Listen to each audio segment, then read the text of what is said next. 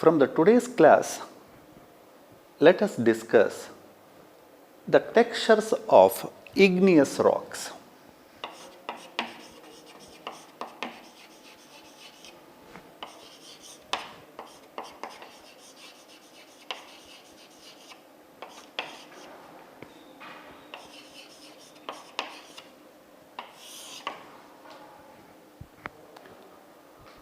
What are textures? In a rock, we are going to find two or more minerals in majority of rocks. One mineral may appear in one color, another mineral may appear another color. One mineral may appear in rounded shape, another mineral may appear in rectangular shape or some other kinds of shapes. Most of the mineralogical constituents are appeared in different shapes and sizes. For example, in a home, if there are two kids, one kid is little bit black, another one is white color. One kid is taller, another one is dwarf. One kid is used to sleep in east-west direction and another one is used to sleep north-south direction. Such a way, the texture is defined as the mutual relationship between different mineralogical constituents of a rock. Texture is determined by the size, shape, orientation and arrangement of mineralogical constituents within the body of the rock. Basically, textures are divided into two divisions. Number one, equigranular texture.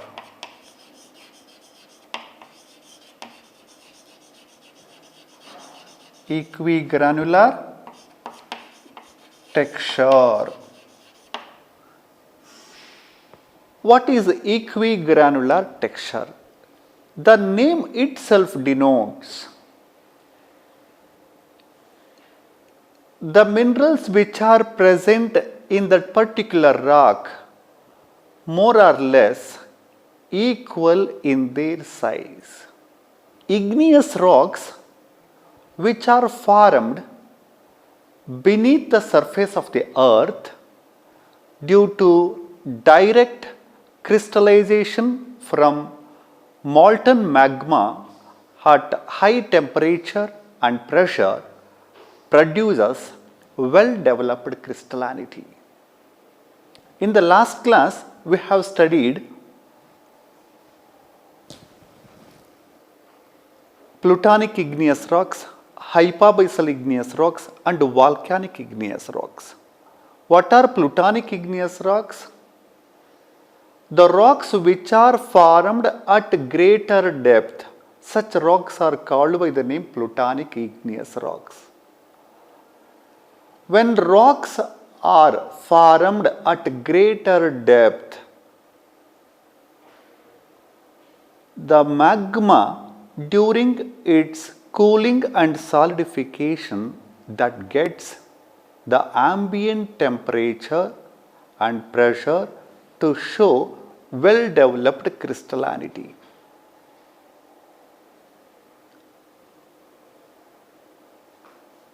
Majority of mineral constituents of a rock are more or less equal in their size. When magma cools and solidifies at greater depth, that gets desired temperature and pressure to show well-developed crystallinity. If the same magma erupts onto the surface, in which we do not find In the lava, we do not find well developed crystallinity because sudden cooling does not able to produce well developed crystallinity. When we are going to draw a circle that denotes under the microscope, here the grains are more or less equal in their size.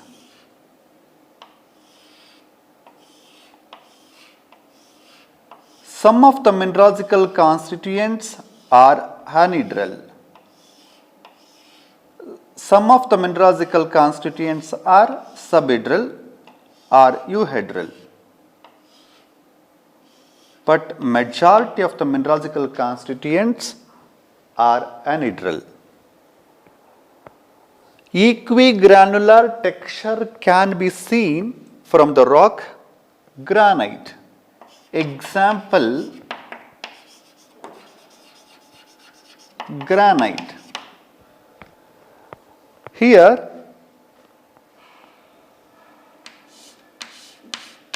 the mineralogical constituents which are appeared in orange color, we have to assume which are orthoclase feldspar. The rest over is quartz. Here and there we can able to find plagioclase feldspar, hornblende, and some of the accessory minerals are also.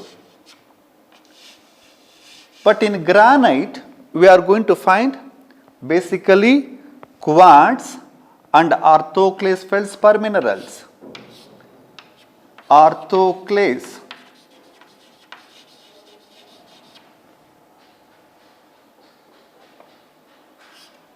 These mineralogical constituents are quartz. The granite is formed of quartz and orthoclase feldspar minerals. Here, some of the mineralogical constituents are quartz minerals and some of the mineralogical constituents which are appeared in orange color are orthoclase feldspar. The remaining here and there we can also able to find hornblende, plagioclase, tourmaline, etc.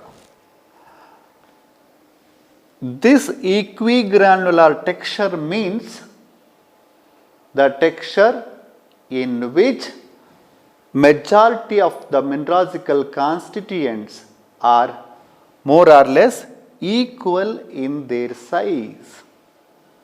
That can be seen in plutonic igneous rocks like granite, syenite, diorite, gabbro, dunite, etc. Why only we can able to find these rocks, the rocks which are formed at deeper depth. The rocks which are formed at deeper depth, they will get ambient temperature and pressure to produce well developed crystallinity, that's all. This granitic texture is also called by the name ipidiomorphic texture. Ipidiomorphic. What is ipidiomorphic? The texture in which majority of the mineralogical constituents are appeared in anhedral form. In this case, quartz and orthoclase feldspar are appeared anhedral form. Hornblende, plagioclase may be appeared subhedral to euhedral form. It is also called by the name granitic texture. Another one is inequigranular texture.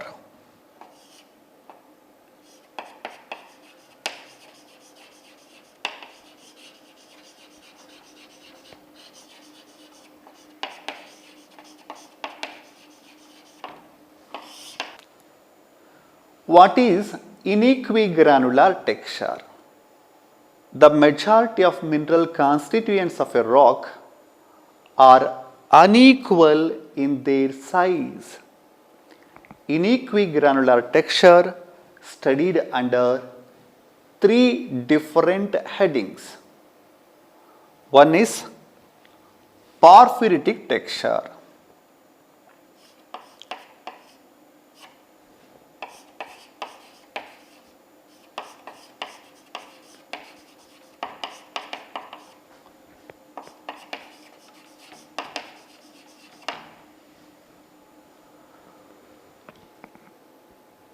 What is porphyritic texture? Few larger sized mineral constituents are placed within a fine grained ground mass of the same or different mineralogical constituents. How it will be appeared under the microscope?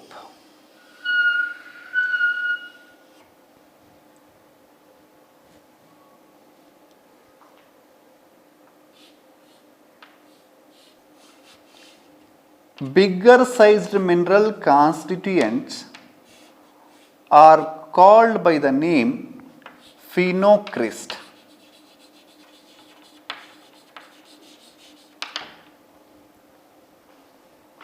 Smaller sized mineral constituents are called by the name ground mass.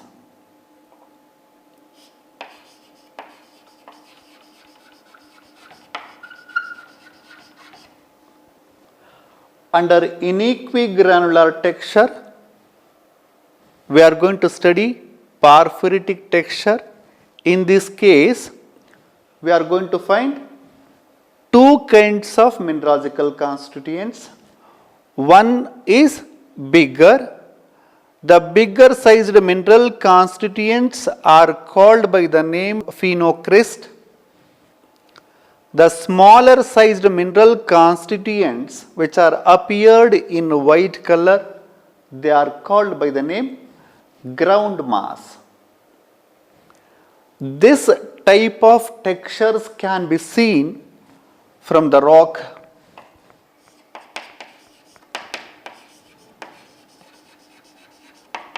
Granite porphyry,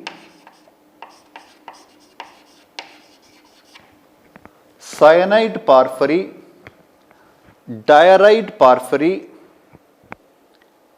dolerite porphyry, which are particularly formed at moderate depth.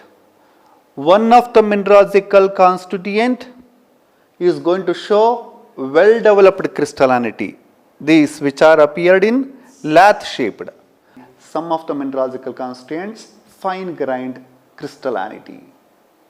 Here larger minerals are called by the name phenocryst and smaller minerals are called by the name ground mass. In porphyritic texture, phenocrysts are surrounded by ground mass. Just we can assume chicky. What do we eat? In the chicky, we are going to find groundnut as well as jaggery. The groundnut which is present in the chicky represents phenocryst, which is surrounded by, the groundnut is surrounded by jaggery. That jaggery represents here ground mass. That's all, very simple. The next texture is under inequigranular texture, poikilotic texture.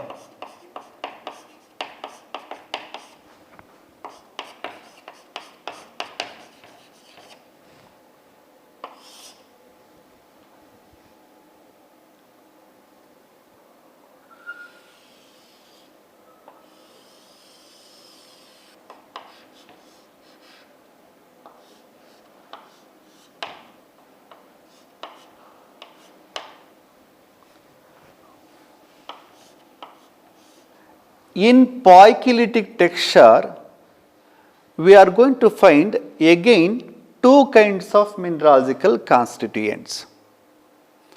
One is smaller sized mineral constituents, another one is bigger sized mineral constituents. Smaller means as not like earlier porphyritic. Here not very smaller, which is little bit bigger than the fine grained ground mass.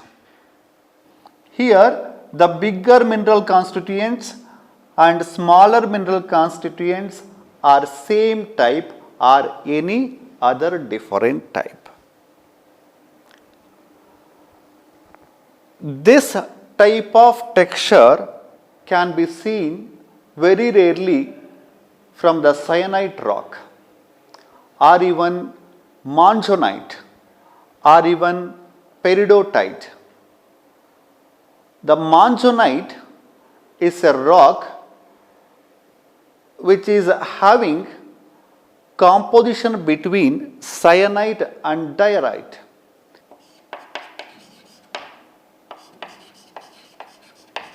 Monzonite.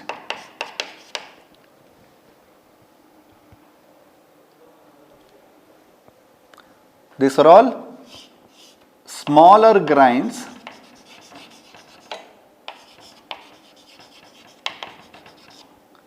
and these are all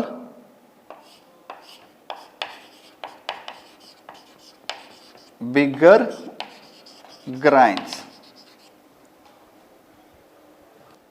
Few small sized mineral constituents are placed within the body of large sized mineral constituents of same type or any other mineral constituents. This type of texture is less common in syenites, peridotites and even monzonites. Monzonite is a plutonic igneous rock which is having the composition between syenite and diorite. Under inequigranular texture, we are going to study one more type of texture which is ophitic texture. Under inequigranular texture, we have to study one more texture which is ophitic texture.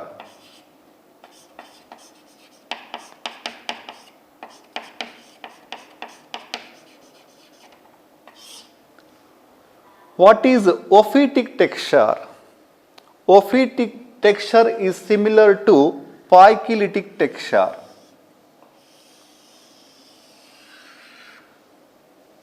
There is no much difference.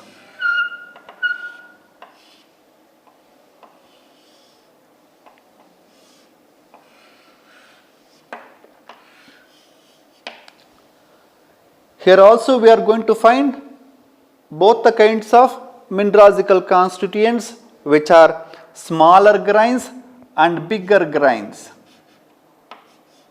What is the difference between poikilotic texture and ophitic texture? Here we are going to find smaller and bigger grains. There also we are going to find smaller and bigger grains. Then the main difference between poikilotic texture and ophitic texture.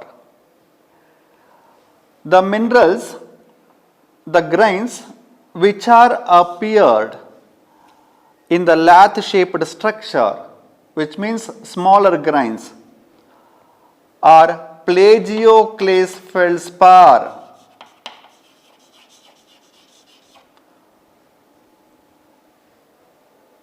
The bigger grains are augite minerals.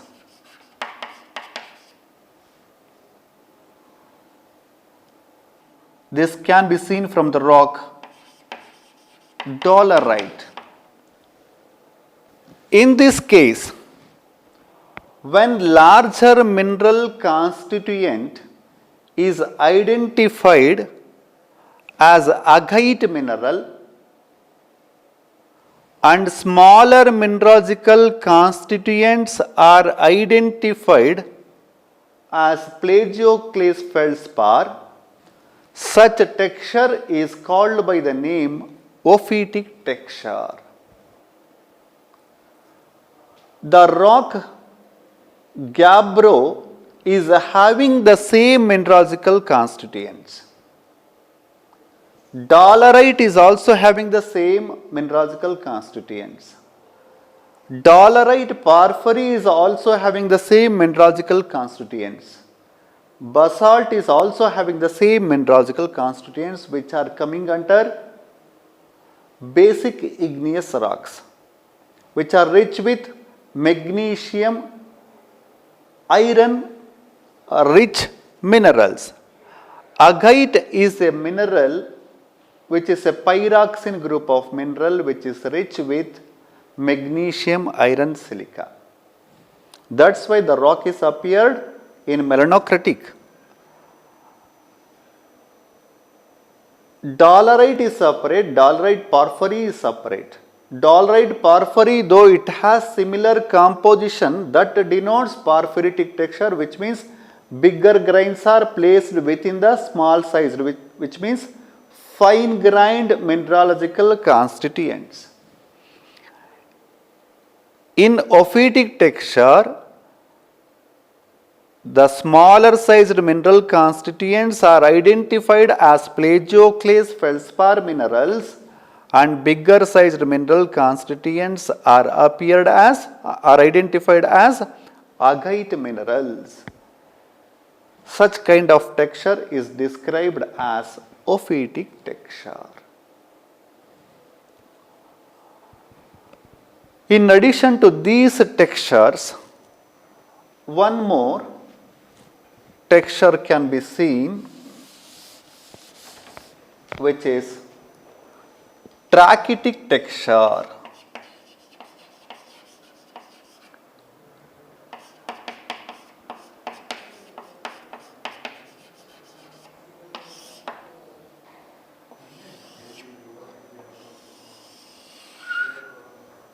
What is trachytic texture?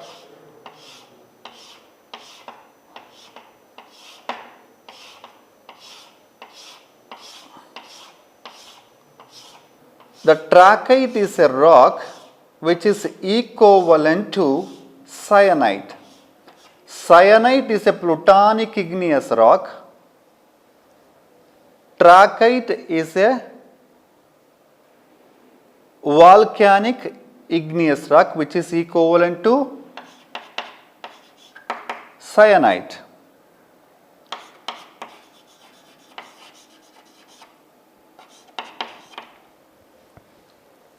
Texture in which some mineral constituents exhibit the flow of lava from one place to another during the formation of rock is known as trachytic texture. When lava erupts onto the surface through a vent, which means opening, what will happen? Depending upon its viscosity, which means when it has more fluidity, the surrounding area must be low-lying area. When lava erupts onto the surface, that has to flow towards the low-lying area. During its flow, what will happen?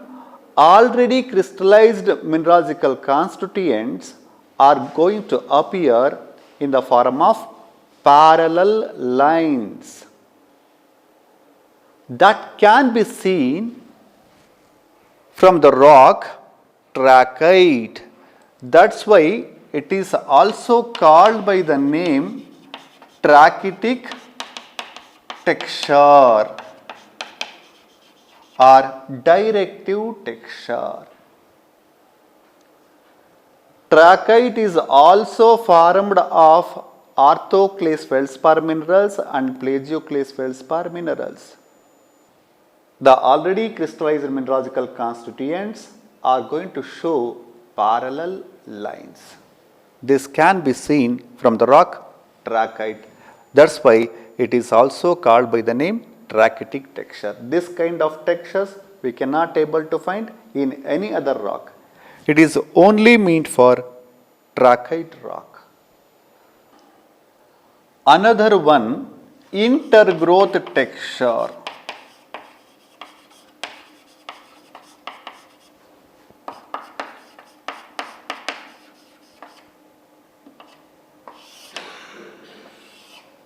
In intergrowth texture, we are going to find number of mineralogical constituents.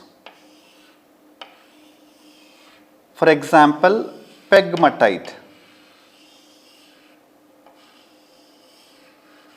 In pegmatite, we are going to find quartz and orthoclase feldspar. Since it is acidic igneous rock, it is mainly composed of quartz and orthoclase feldspar minerals.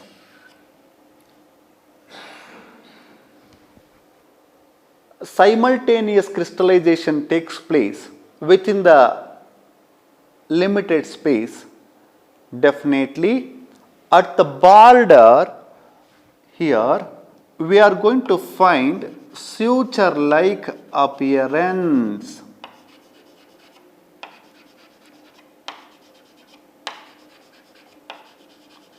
We cannot able to mark out the boundary. Intergrowth texture is formed due to simultaneous crystallization of two or more minerals in limited space. That can be seen from the rock pegmatite. Pegmatite is an acidic igneous rock, which means more than 66% of silica, in which we are going to find suture like appearance between the mineralogical constituents of the rock. That's why we are going to call by the name intergrowth texture. There are basically two kinds. One is equigranular and another one is inequigranular. In equigranular texture, we are going to find equigranular texture can be seen from the rock granite and plutonic igneous rocks. In equigranular texture can be seen hypabyzal igneous rocks, porphyritic texture, poikilotic texture and ophitic texture. This one, trachytic texture can be seen, volcanic igneous rocks like trachyte, and intergrowth texture can also be seen, hypabyzal igneous rock, which is pegmatite.